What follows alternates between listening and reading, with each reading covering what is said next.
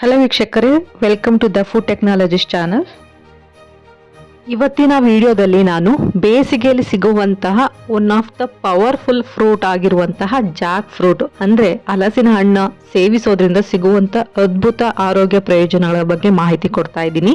ನಿಮಗೆ ಇವನ್ ಆಶ್ಚರ್ಯ ಕೂಡ ಆಗ್ಬೋದು, ಹಲಸಿನ ಹಣ್ಣು ತಿನ್ನೋದ್ರಿಂದ ಇಷ್ಟೊಂದು ಆರೋಗ್ಯ ಪ್ರಯೋಜನಗಳು ನಮಗೆ ಸಿಗುತ್ತಾ ಅಂತ. ಬಿಕಾಸ್ ಈ ಒಂದು ಹಣ್ಣು ಅಲ್ಲಿ ಅಷ್ಟೊಂದು ನ್ಯೂಟ್ರಿಷನ್ ಇದೆ. ಹಾಗಾದರೆ ಆ ಎಲ್ಲ ಅದ್ಭುತವಾದಂಥ ಆರೋಗ್ಯ ಪ್ರಯೋಜನಗಳು ಯಾವುದು ಅಂತ ನೋಡೋಣ ಬನ್ನಿ. ನೋಡಿ, ನೀವೇನಾದರೂ ಈ ಜಾಯಿಂಟ್ ಪೇನ್ ಅಂದರೆ ಕೀಲು ನೋವು ಅಂದರೆ ಮಂಡಿ ನೋವು ಅಥವಾ ಸಂಧಿ ನೋವು ಅಂತೀವಲ್ಲ, ಆ ಥರ ಸಮಸ್ಯೆಯಿಂದ ಬಳಲ್ತಾ ಇದ್ರೆ, ಅಥವಾ ಜೀರ್ಣಕ್ರಿಯೆ ಸಮಸ್ಯೆ ಇದ್ದರೆ, ಮಲಬದ್ಧತೆ ಸಮಸ್ಯೆ ಇದ್ದರೆ, ನೀವೇನಾದರೂ ಈ ಸಮಸ್ಯೆಗಳಿಂದ ಸೊಲ್ಯೂಷನ್ ಬೇಕು ಅಂದರೆ ಈ ಬೇಸಿಗೆಯಲ್ಲಿ ಸಿಗುವಂಥ ಈ ಒಂದು ಹಲಸಿನ ಹಣ್ಣು ತಪ್ಪದೇ ತಿನ್ನಿ. ಬಿಕಾಸ್ ಈ ಹಲಸಿನ ಹಣ್ಣಿನಲ್ಲಿ ಇರುವಂತಹ ಈ ಒಂದು ಅದ್ಭುತವಾದ ನ್ಯೂಟ್ರಿಷನ್ ಅಂದರೆ ಈ ನ್ಯೂಟ್ರಿಯೆಂಟ್ಸಿಂದ ನಿಮಗೆ ಈ ಎಲ್ಲ ಸಮಸ್ಯೆಗಳಿಗೆ ಪರಿಹಾರ ಸಿಗುತ್ತೆ. ಈಗ ಇದ್ರ ನ್ಯೂಟ್ರಿಷನ್ ಚಾರ್ಟ್ ನೋಡೋದಾದ್ರೆ 1 ಕಪ್ ಆಫ್ ಹಲಸಿನ ಹಣ್ಣಿನಲ್ಲಿ ನಮಗೆ 2.8 ಗ್ರಾಮ್ನಷ್ಟು ಪ್ರೋಟೀನ್ ಸಿಗುತ್ತೆ ಮತ್ತು 22.6 ಮಿಲಿಗ್ರಾಮ್ನಷ್ಟು ವಿಟಮಿನ್ ಸಿ ಸಿಗುತ್ತೆ. ಅದರಲ್ಲೂ ಬಹು ಮುಖ್ಯವಾಗಿ ನಮಗೆ 739 ಮಿಲಿಗ್ರಾಮ್ನಷ್ಟು ಪೊಟ್ಯಾಷಿಯಂ ಸಿಗುತ್ತೆ ಈ ಒಂದು ಹಲಸಿನ ಹಣ್ಣಿನಲ್ಲಿ. ಅಧ್ಯಯನಗಳ ಪ್ರಕಾರ ಅತಿ ಹೆಚ್ಚು ಪೊಟ್ಯಾಷಿಯಂ ಹೊಂದಿರುವಂಥ ಈ ಹಲಸಿನ ಹಣ್ಣು ತಿನ್ನೋದ್ರಿಂದ BP ಅಂದರೆ ಬ್ಲಡ್ ಪ್ರೆಷರ್ನ ನಿಯಂತ್ರಣದಲ್ಲಿಡ್ಬೋದು. ಅಲ್ಲದೆ ಇದರಲ್ಲಿ ಸೋಡಿಯಂ ಪ್ರಮಾಣನೂ ಕೂಡ ತುಂಬಾ ಕಡಿಮೆ ಇರೋದ್ರಿಂದ BP ರೋಗಿಗಳಿಗೆ ಈ ಒಂದು ಹಣ್ಣು ವರದಾನ ಅಂತಲೇ ಹೇಳ್ಬೋದು. ಬಿಕಾಸ್ ನಿಮಗೆಲ್ಲ ಗೊತ್ತಿರುತ್ತೆ, ಸೋಡಿಯಂ ಅಂದರೆ ಉಪ್ಪಿನ ಅಂಶನೇ ತಾನೇ ನಮ್ಮ ದೇಹದಲ್ಲಿ ಈ BP ಹೆಚ್ಚಾಗಲಿಕ್ಕೆ ಮುಖ್ಯ ಕಾರಣ. ಸೊ ಹಾಗಾಗಿ ಅಲ್ಲದೆ ಈ ಪೊಟ್ಯಾಷಿಯಂ ರಕ್ತನಾಳಗಳ ಗೋಡೆಗಳನ್ನು ಸಡಿಲಗೊಳಿಸುವುದಲ್ಲದೆ, ಅಂದರೆ ಇಂಗ್ಲಿಷ್ನಲ್ಲಿ ಇದನ್ನು ವ್ಯಾಸೋಡಿಲೇಷನ್ ಅಂತ ಕರೀತಾರೆ. ಇದರಿಂದ ರಕ್ತ ಪರಿಚಲನೆ ಸುಲಭವಾಗಿ ರಕ್ತದೊತ್ತಡ ಅಂದರೆ BP ನಿಯಂತ್ರಣಕ್ಕೆ ಬರುತ್ತೆ. ಅಲ್ಲದೆ ಹಾರ್ಟ್ ಅಟ್ಯಾಕ್ ಆಗುವಂಥ ರಿಸ್ಕ್ನು ಕೂಡ ಇದು ಕಡಿಮೆ ಮಾಡುತ್ತೆ ಮತ್ತು ಸ್ಟ್ರೋಕ್ ಆಗೋದನ್ನು ಇದು ಪ್ರಿವೆಂಟ್ ಮಾಡುತ್ತೆ.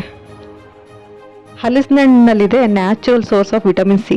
ನೋಡಿ, ಈ ಹಣ್ಣಲ್ಲಿ ಅಧಿಕ ಪ್ರಮಾಣದ ವಿಟಮಿನ್ ಸಿ ಇರೋದ್ರಿಂದ ಇದು ನಮ್ಮ ಬಾಡಿಯಲ್ಲಿ ಈ ಒಂದು ವಿಟಮಿನ್ ಸಿನ ಯೂಸ್ ಮಾಡಿಕೊಂಡು ಕೊಲ್ಯಾಜಿನ್ನ ಉತ್ಪತ್ತಿ ಮಾಡುತ್ತೆ.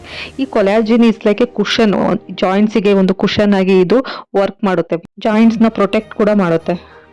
ಅಲ್ಲದೆ ಹಲಸಿನ ಹಣ್ಣಿನಲ್ಲಿ ಅಧಿಕ ಪ್ರಮಾಣದ ಆಂಟಿ ಆಕ್ಸಿಡೆಂಟ್ಸ್ಗಳು, ಕ್ಯಾರೋಟಿನಾಯ್ಡ್ಸ್ ಮತ್ತು ಫ್ಲೇವನಾಯ್ಡ್ಸ್ ಕಾಂಪೌಂಡ್ಗಳು ಇರೋದ್ರಿಂದ ಇವು ನಮ್ಮ ದೇಹದಲ್ಲಿ ಆಗುವಂಥ ಇನ್ಫ್ಲಾಮೇಷನ್ನ ಕಡಿಮೆ ಮಾಡುತ್ತೆ. ಈ ಇನ್ಫ್ಲಾಮೇಷನ್ ಆ್ಯಕ್ಚುಲಿ ನಮ್ಮ ಜಾಯಿಂಟ್ ಪೇನ್ಸ್ಗೆ ಪ್ರಮುಖ ಕಾರಣ. ಮತ್ತು ಚರ್ಮದ ಸುಕ್ಕುಗಳನ್ನು ತಡೆಯಲು ಮತ್ತು ಚರ್ಮ ಕಾಂತಿಯುತ ಕಾಣಲು ಈ ಒಂದು ಕಾಂಪೌಂಡ್ಸ್ಗಳು ತುಂಬ ಒಂದು ಪ್ರಮುಖ ಪಾತ್ರವನ್ನು ವಹಿಸುತ್ತೆ. ಹಲಸಿನ ಹಣ್ಣಿನಲ್ಲಿ ಡಯಟರಿ ಫೈಬರ್ ಕೂಡ ಅಂದರೆ ನಾರಿನ ಅಂಶ ಕೂಡ ಅಧಿಕವಾಗಿ ಇರೋದ್ರಿಂದ ಇದು ನಮ್ಮ ಜೀರ್ಣಾಂಗ ವ್ಯವಸ್ಥೆಯನ್ನು ಅಂದರೆ ನಮ್ಮ ಕರುಳಿನ ಚಯಾಪಚಯ ಕ್ರಿಯೆಯನ್ನು ಸುಗಮಗೊಳಿಸುತ್ತದೆ.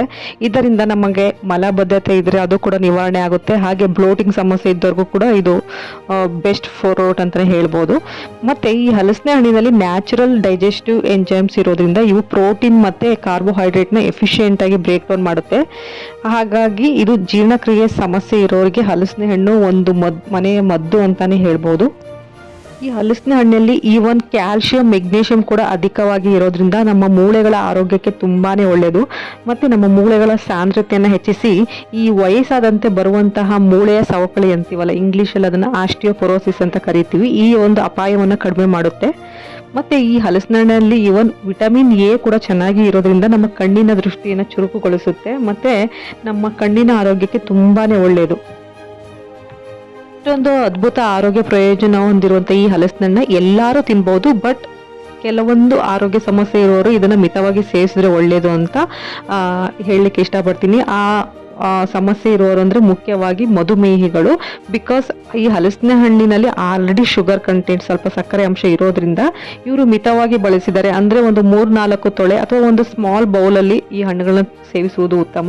ಅಲ್ಲದೆ ಇದರಲ್ಲಿ ಹೆಚ್ಚಿನ ಪೊಟ್ಯಾಷಿಯಂ ಇರೋದ್ರಿಂದ ಕಿಡ್ನಿ ಸಮಸ್ಯೆಯಿಂದ ಬಳಲ್ತಿರೋರು ಅಂದರೆ ಮೂತ್ರಪಿಂಡದ ಸಮಸ್ಯೆಯಿಂದ ಯಾರು ಸಫರ್ ಮಾಡ್ತಿರ್ತಾರೆ ಅಂಥವರು ಈ ಒಂದು ಹಣ್ಣನ್ನು ಅವರ ವೈದ್ಯರ ಸಲಹೆ ಮೇರೆಗೆ ಸೇವಿಸುವುದು ಉತ್ತಮ ಅಂತ ಹೇಳ್ತಾ ಈ ವಿಡಿಯೋನ ಇಲ್ಲಿಗೆ ಎಂಡ್ ಮಾಡ್ತಾ ಇದ್ದೀನಿ. ನಿಮ್ಗೇನಾದರೂ ಈ ವಿಡಿಯೋ ಇಷ್ಟ ಆದರೆ ನಿಮ್ಮ ಫ್ಯಾಮಿಲಿ ಫ್ರೆಂಡ್ಸ್ ಜೊತೆ ಶೇರ್ ಮಾಡಿ. ಹಾಗೆ ನೀವೇನಾದರೂ ನನ್ನ ವಿಡಿಯೋ ಫಸ್ಟ್ ಟೈಮ್ ನೋಡ್ತಾ ಇದ್ದರೆ ನನ್ನ ಚಾನಲ್ನ ಸಬ್ಸ್ಕ್ರೈಬ್ ಮಾಡಿ. Thank you.